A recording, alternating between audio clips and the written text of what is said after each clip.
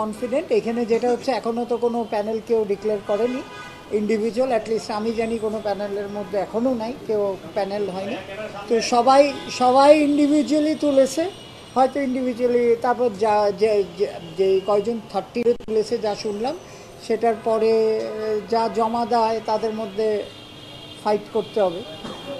যদি কিছু ভালো করে থাকি তাহলে ফেরত আসবো, বুঝছেন।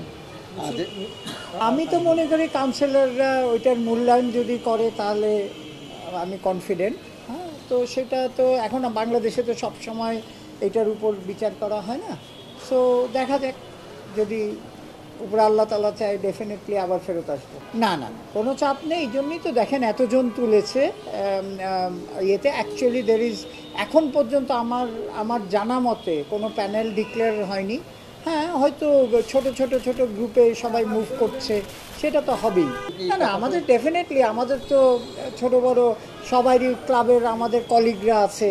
তো এটার এখন নেক্সট কালকের থেকে জমা দেওয়ার পরের থেকে প্ল্যানিং করব কিভাবে আমরা উইল গো ফরওয়ার্ড।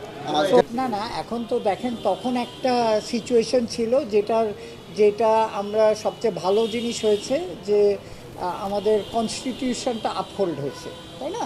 মানে দেখেন যে কনস্টিটিউশন অনুযায়ী এই ক্লাবগুলি এখন তাদের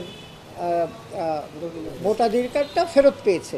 সো এটাই হচ্ছে গুড নিউজ। আর আমি চিন্তা করতে চাই না, পার্সোনালি চিন্তা করতে চাই না যে নোংরামি বা অন্য কিছু আছে।